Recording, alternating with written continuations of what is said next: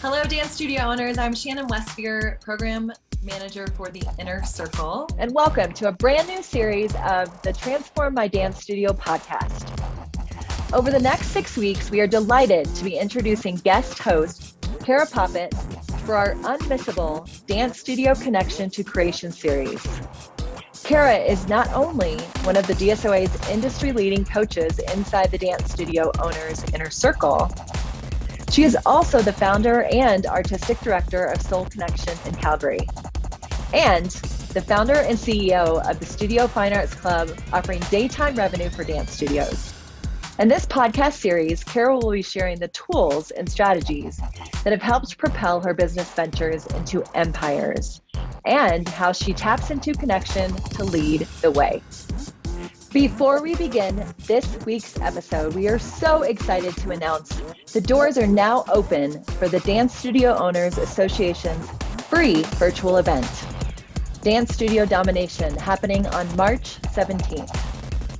At Dance Studio Domination, you'll have a front row seat to learn from successful studio owners as they share their insights on studio growth, plus 3 coaching sessions from Clint Salter and guest expert Kim McSwain. You'll come out of it rejuvenated, focused, and confident to make the changes to your studio that will lead to massive growth. This one-time only live event is completely free, so claim your spot now at dsoa.com/domination. We hope you enjoyed this week's episode of Dance Studio Connection to Creation with guest host Cara Poppit. Hello, everyone, and welcome to our second podcast, Connect to Communicate. My name is Cara Poppit, and I'm excited to be here today. Our first episode on the podcast was the power of connection. So we defined what connection really is and how we feel it. Sometimes it's hard to explain, but we can definitely feel it. And really connecting to the energy and the belief that the energy is our highest currency, and it allows us to show up in life. When we show up for life, amazing things happen. And so I believe that when you tap into your energy and you are really connected to yourself and you're connected to your business, you can really expand your offerings to the marketplace. So today we're talking about the importance of connecting to communicate. So this is called Connect to Communicate, in that connection is really at the core of all business. People invest or attend a business or buy from a business or support a business because they believe in the person that's leading, and that is you. So as a leader, as a founder, as a visionary, as a CEO, as a dance boss babe, that is you.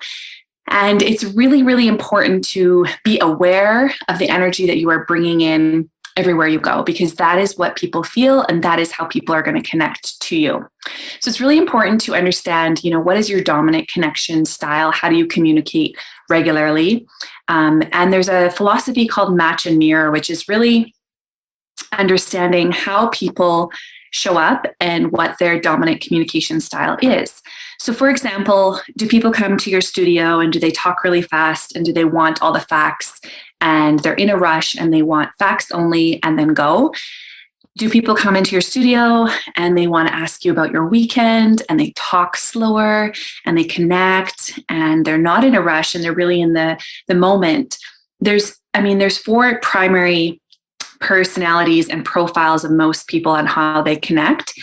Some will say you're a director. Some will say you're a social person. You like to connect with people. Some people are passive. Some people are unsure. So they're like the unsure buyer. They don't know what they need. They're a little bit more indecisive.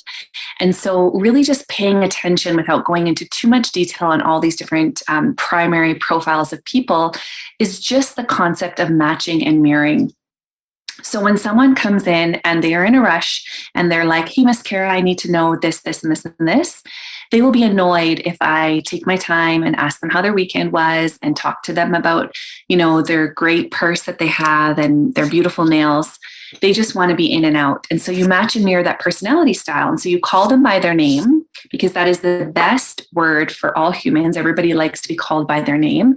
And you deliver the facts that they asked for. And you could say, I'm going to follow up with an email. I know you're super busy and I'm going to shoot this your way. Boom, you've delivered in her communication style.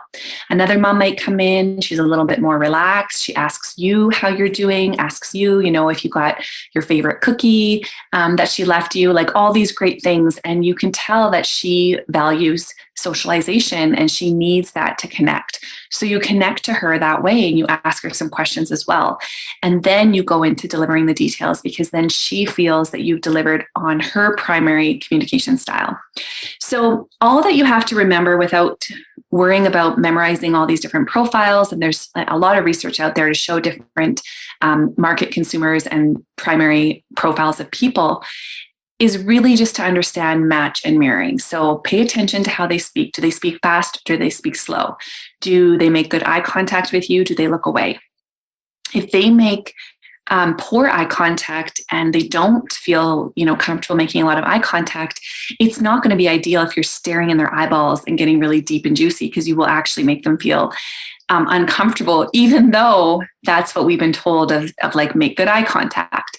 It's really about showing up and connecting to how people communicate and connecting to what is, right? As a leader, that is our job, is to, adjust and communicate what we need to get across to serve others. So it's not about us and that everyone has to adjust to our primary way.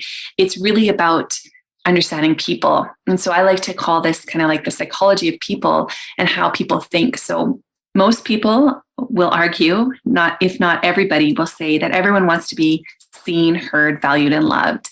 And that is how they connect. And so if you can do that through your communication, it's really going to help you. So remember, my first point is connection is the core of all business. So if it's not you at the front desk and your admin team is supporting your business, give them some questions that are really going to help empower them to ask good questions that will lead the process faster. So some people just don't know what questions to ask and they get stuck, or they think that, this is taking so long, the person keeps asking questions. And it's because our admin team or ourselves, we have not led the process.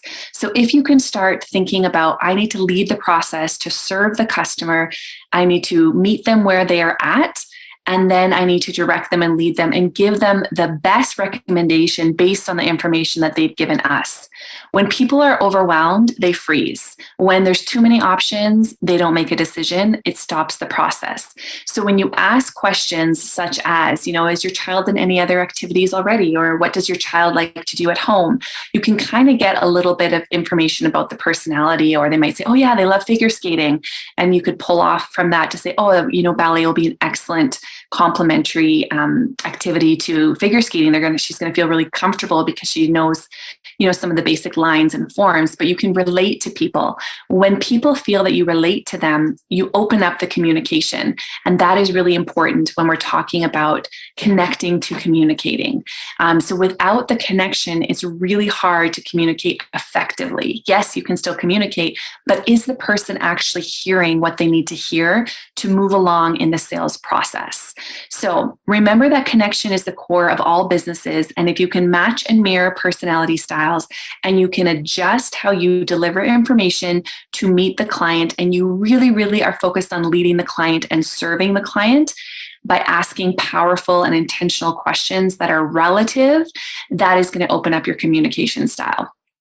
The next point I wanted to talk about is people do business with people they like. And so really amping and pulling out the things that are similar to you and are aligned with your values is going to help the communication process move along. So think about the core values in your business. What do you stand for? Think about your own personal core values. What do you really believe in? And be true to yourself and be authentic, because people can really understand if someone's being authentic or not. And so the best advice I can give is show up as yourself always and really stand by your core values. Because if you try to pretend you don't have the core values that you have, these clients are often not a good fit, and you're going to have to disqualify them later on, or dismiss them, or send them out the door with love, or they're going to be problem clients. And we've all had those clients that tend to drain our energy, suck our energy. They are constantly demanding, and it seems like no matter what we do, we can't serve them. And I think it's really about not what we do, but it's how we do it. And it's also about the alignment. And so when we can really stand proud in our core values, our mission statement, our vision statement, and everything that's important to our business, we protect our culture. And if we can think about the business as like a personality, right? The business is this, and we start having really similar experiences, and we allow, if you have a large admin team or a small admin team and a large teaching team or a small teaching team, that the service is provided in a consistent way. When people feel that they know what to expect, they feel safe and secure. And this is like the foundation of people, right? We don't want to come in one week and the admin person or yourself is like wearing some crazy clothes and like really high on energy. And then the next week it's like a hoodie and like low energy and like no eye contact because it confuses the client. It's like, what does this business really stand for? And the people in the business represent your brand. And so really, really protect it and think about people do business with people they like. And so you probably hire based on your core values. And, sometimes you might find someone that meets most of them and you think, it should be okay. And then it turns out not to be okay because they're not aligned with your values. I often remind myself too, because I definitely have my own challenges, managing people. It's one of the hardest things we can do. And it's also one of the most rewarding things we can do is when we really invest in our people and we really lead our people and we really manage our people and we support our people to grow and evolve. And so that they can feel fulfilled with who they are, what they stand for, and all that they do. And so as a leader, you need to show up and you need to do that. So you also need to be consistent. Again, you're not going to have rainbows and sunshine every day. And it's okay that you don't have all the answers. And it's okay that you don't have like 10 out of 10 energy every day. That's not normal, right? We can't put on a happy face and, jazz hands all the time. And people aren't expecting that. They are most expecting you to show up as your authentic self, stand proud in your values, and be consistent.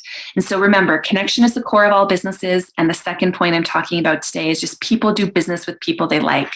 So make your brand guide, really define your customer expectations, the customer journey, map out what they see and what they do. And anytime there's a conflict or there's a problem or there's a part of it that's not moving fast enough, ask yourself, what could we do differently to prevent this from happening in the future? I like to see problems as,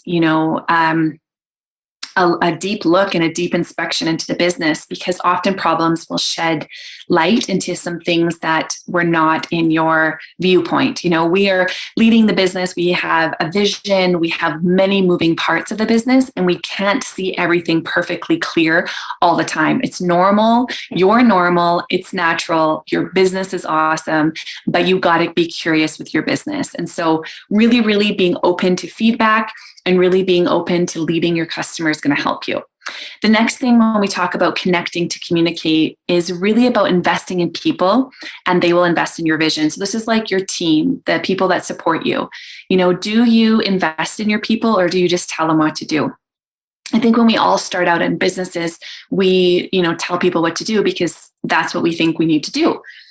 And once you can start getting to know how people tick, what motivates them, how they feel valued, how they feel appreciated, their learning style, things that are important to them, you can start delivering on those aspects to really propel a person forward. So it's like, if we're talking about the 5 love languages, for example, and we think about, okay, this person really loves gifts. And so you just give them gifts all the time and they feel really valued and appreciated, but maybe their work is suffering. That's not going to get you so far. Or if a person always likes affirmation, but you don't know that, verbal affirmation. And so you just keep giving them gifts and they're like, thanks. But I don't really feel appreciated here. And you could be like, what do you mean you don't feel appreciated? I buy you Starbucks, I buy you books, I buy you gloves, I buy you your favorite perfume, whatever it is. But that's not important to that person. So we've missed the mark on that. And that's where I really believe in the concept of investing in your people, getting to know who they are, what makes them sparkle. And people will do a great job when they feel supported and encouraged. Yes, there's going to be times where you definitely have to delegate. You definitely have to tell your team what to do and how they can grow and improve. And there's also room for self-reflection and self-empowerment as well. I like to hire people that are self-starters, that take initiative, that want to do a good job, that are high achievers, and that honestly really care about people, because if they don't care about people, it's really hard for us, no matter what we do and no matter how good we are, to really deliver something that's going to be well received if we don't care about people. So all of our businesses, we care about building children up. We care about, developing their confidence, allowing them to develop these life skills that go beyond the studio walls. And this is all important. And these factors are really, really great to remember when we're investing in our people. And then we have to ask ourselves, is our team able to really invest in our students? And do we have the right support to make their job easy? So anytime a teacher gives me feedback, I love it, because I want to make their job easier. If they're frustrated because there's not pens in the studio, for example, or, our supply box is empty and I don't know about it and it causes frustration, it's a very easy fix for me once it's brought to my awareness, and it increases their job satisfaction. And so the concept of investing in people is like, it's not just your time and your money and your energy, it's also the connection. And so, making eye contact when someone comes into your office, putting down your laptop and giving them undivided attention, not being on your phone and talking. Or, for example, if you're in the middle of something, you can't do that. You just say, hey, I really want to chat with you. Can you give me 5 minutes? So I validate the person first, and then I say, can you give me 5 minutes? And the person's like, yeah, you bet. Then I can wrap up my thing, and then I can serve people. So for me as a leader, I always say, I'm here to serve people. So I'm here to help people rise up. I'm here to help people find their way. I'm basically a troubleshooter. And I think as a CEO and entrepreneur, if we can start having the mindset that we are troubleshooters, and that our job is to make decisions and lead our team, that is going to be clarity for us. If we just think about doing all these things, but we don't have a higher vision and we don't have really this intention that brings us forward, we're not going to be reaching our full potential. And so I invite you to really think about, how do you show up to your team? How do you show up to your students? How do you show up to your parents? And how do you invest in your people? And your people, the concept of your people is like everybody that you serve. So first and foremost, it's your staff, it's your team. Then it's your students, right? If you deliver really great stuff to your team and they feel supported, loved, valued, and seen, they're going to naturally want to give that to their students, because you're leading through example. It's one thing to say something and do something else in the contrary, because you're sending mixed messages to your team. So for example, if you say punctuality is important, and then you go to all your meetings and arrive 5 minutes late, you're not sending a congruent message to your team that punctuality is important. So I encourage you just to be curious about your management style, just to be curious about how you lead your team, just to be curious about how you show up. And if you can start slowing down a little bit in some areas so that you can like speed up in other areas, it's going to serve you. And when you invest in yourself too, and I'm not talking bare minimums like having a shower, combing your hair, and maybe putting on makeup, those are bare minimums. I'm talking about, do you read a book? Do you go for a bike ride? Do you go out with your friends? Do you go for dinner? Do you have a cleaner once in a while? Like whatever you need to feel supported, and you invest in yourself so that you can live a great life, that is also going to be very and equally important. No one wants to work for a hot mess. We've all been hot messes, myself included. I'm a hot mess during the year too. It's normal, but it's not okay to operate as a hot mess for a long time, because we're going to burn out. We're going to lose our vision, and we're also going to turn into a victim. And because we're not seeing things clear, we're not seeing how we communicate, we're not seeing how we connect, and we're not seeing how we're serving. We're just operating. And that's how I believe a hot mess forms, right? We are not paying attention. We're just on autopilot. And then we're so hurt when somebody leaves, or we get a rude comment, or a parent complains, because we're like, oh my gosh, I'm literally selling my soul to the business and doing everything I can. And so when those feelings arrive, and they do arrive from time to time, we got to check back to ourselves and say, am I serving myself? Am I investing in myself? Am I connecting to myself? And when you start answering yes to those questions, you become a leader that can lead people. You become an inspiration. You become an energy source that people can lean on, tap into, and you inspire without it depleting you. And so think about your vision, think about your mission. What do you stand for? What is the experience you want your customers and your guests to have? How do you show up to your team? Do you connect to them? Do you invest in them? My final point for today is really the concept of giving to get. So whatever you give in life, I do believe you're going to get in life, but it might not come the exact timing you want. It might not come in the right way you want. It might not even look what you want, really what you were hoping for. And that's okay. But if you can really wrap your head around, how I show up in the world is what's going to show up for me. And what I give is eventually what I'm going to get. But here's the secret. I don't want you to give just to get. I want you to give without expectation.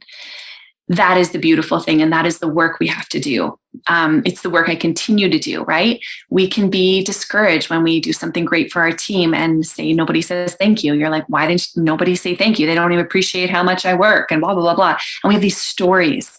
And so what I invite you to do is give with an open heart without the expectation to receive, like truly without that expectation.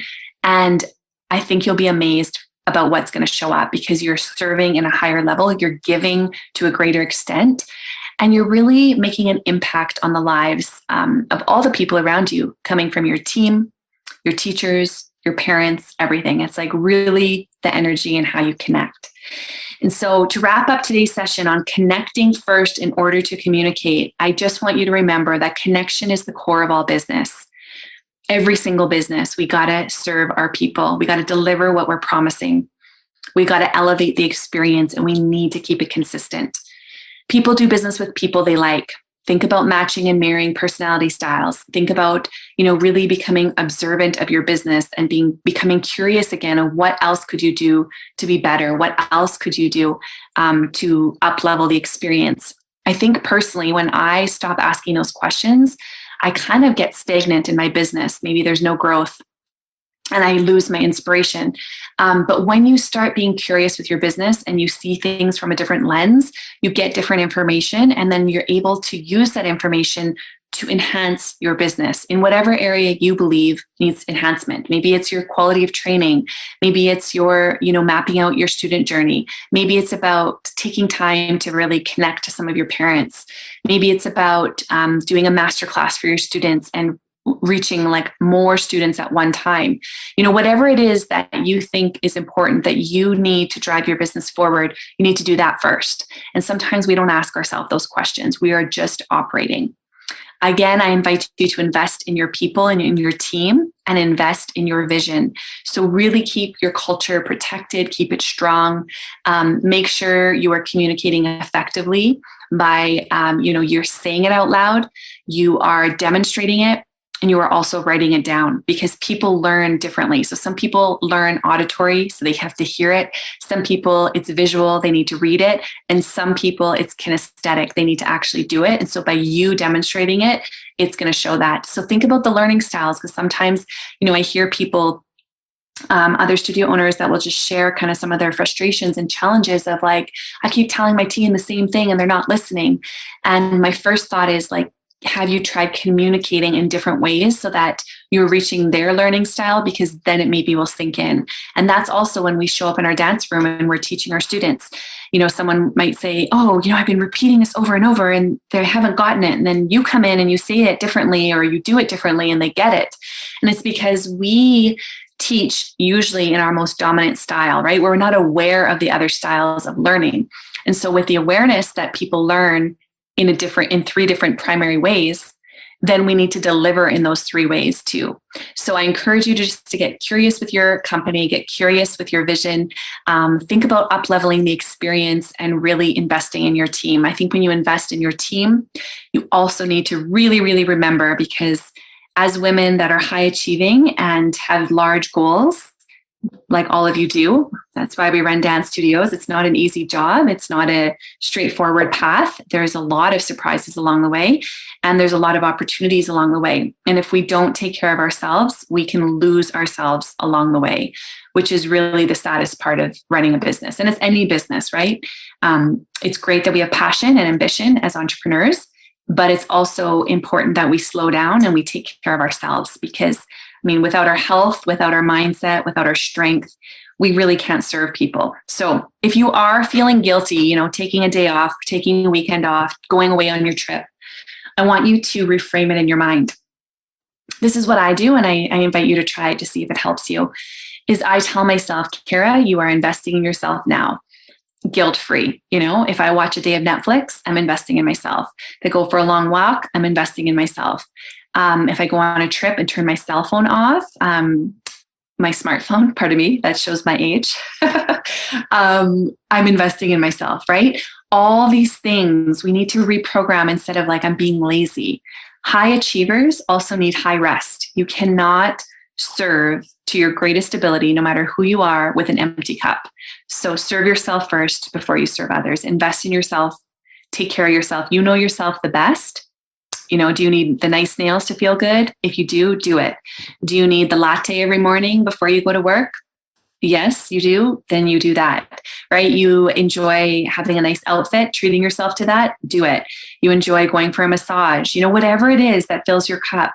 Don't underestimate that, because that is what's going to really fuel your soul and bring you new energy. And with the energy you have, you share it and you serve it and you make a greater impact. And then my final thought, just to remind everyone, is to give without the expectation to receive. This is so hard. And I promise you that when you start to do that, you will start receiving in ways that you have, never really imagined, because you're showing up authentically with not an alternative motive.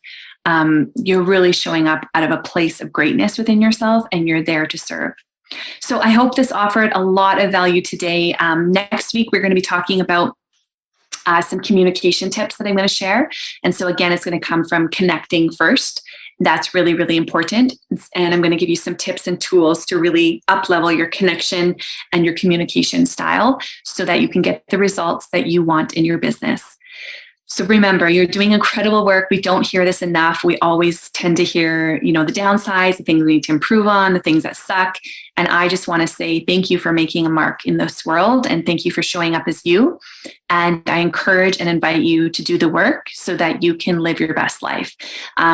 Whatever that means to you, however you define it, because we are all different. But I can promise you that investing in yourself, you will never, ever regret it. Have a beautiful day. And keep doing the work. Bye for now. We hope you loved our brand new series, Dance Studio Connection to Creation, with Cara Poppit. Your ratings and reviews help us to bring you this value-packed podcast every week. So please be sure to leave us some stars and your comments wherever you listen to your podcast. If you're ready to take your studio to the next level and build your own business empire with industry-leading coaches, now is the time to apply to join the Dance Studio Owners Inner Circle. Doors are now open, but spaces are strictly limited, so make sure you get in fast at dsoa.com/inner circle. We look forward to seeing you next week.